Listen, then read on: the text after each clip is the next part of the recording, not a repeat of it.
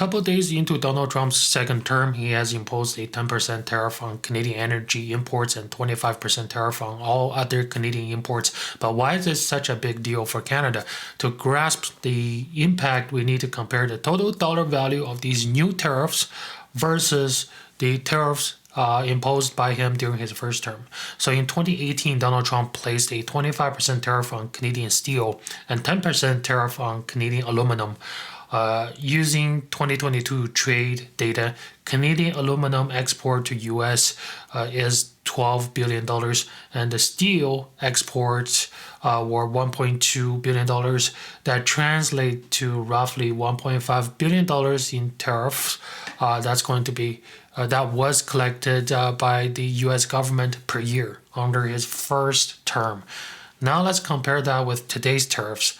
With 10% tariff on energy products, 25% on rest of the goods, the total tariff amount reached approximately 77 billion US dollars per year. That means Donald Trump's new tariff are about 60 times harsher than his first term tariff on Canada.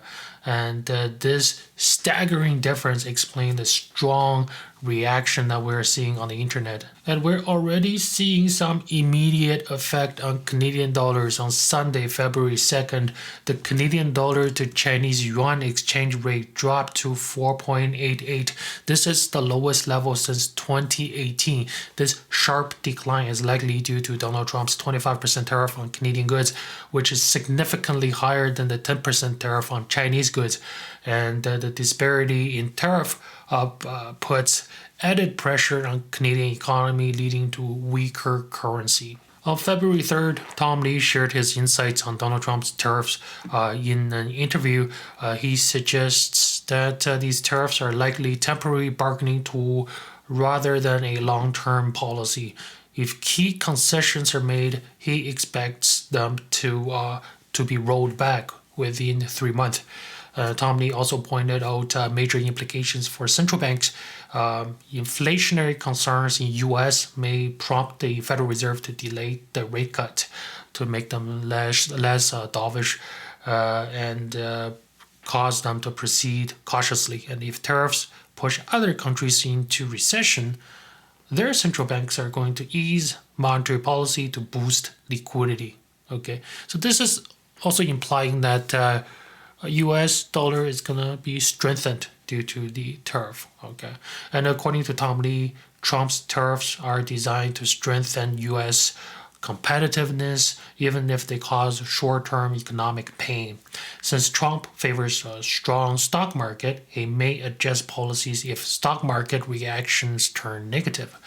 For investors, Tom Lee sees buying opportunities in market overreactions. So if there is a correction caused by this, he thinks it's a buying opportunity because historically speaking, markets tend to recover once the initial tariff fear subside.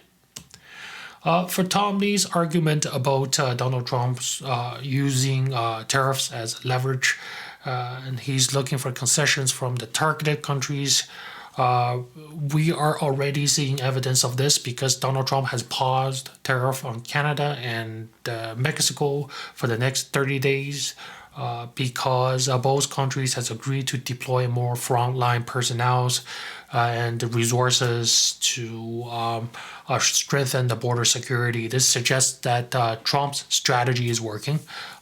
Pretty much just using the economic pressure to push both nations into meeting his demand. Well, Trump has paused tariff on Canada and Mexico for 30 days. It's unclear what's going to happen next because pausing doesn't mean it's done, right? It means it's going to come back, right? Once it comes back, that suggests that he may demand more things or more concessions from both countries. In his recent statements, both on Truth Social and in the video footage from Oval Office, indicates that his ambition might be beyond just border security. Trump has openly discussed the idea, he's still openly discussing the idea of making Canada the 51st state. What I'd like to see, Canada become our 51st state. We give them protection, military protection. We don't need them to build our cars. I'd rather see Detroit or South Carolina or any one of our Tennessee, any one of our states build the cars. They could do it very easily. We don't need them for the cars. We don't need them for lumber. We don't need them for anything. We don't need them for energy. We have more energy than they do. We don't need them for energy. So I say, why are we doing this? Why are we willing to lose between $100 billion and $200 billion a year? We don't need them. As a state, it's different. As a state, it's much different. And there are no tariffs. So I'd love to see that, but some people say that would be a long shot. If people wanted to play the game right, it would be 100% certain that they'd become a state. But a lot of people don't like to play the game because they don't have a threshold of pain.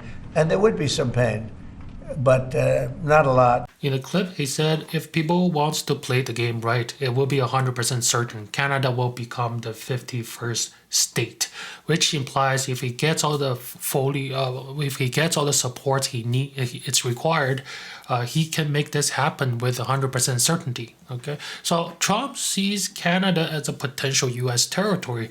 These tariffs might not be just about economic leverages or border control. They could be a part of a bigger political strategy. That's all I want to share with you today. What do you think about Donald Trump's 51st state comment? Is he serious? Is this just another negotiation tactic where he tried to put pressure on Canada and wants something else? Let me know in the comment section below. Please don't forget to like and subscribe.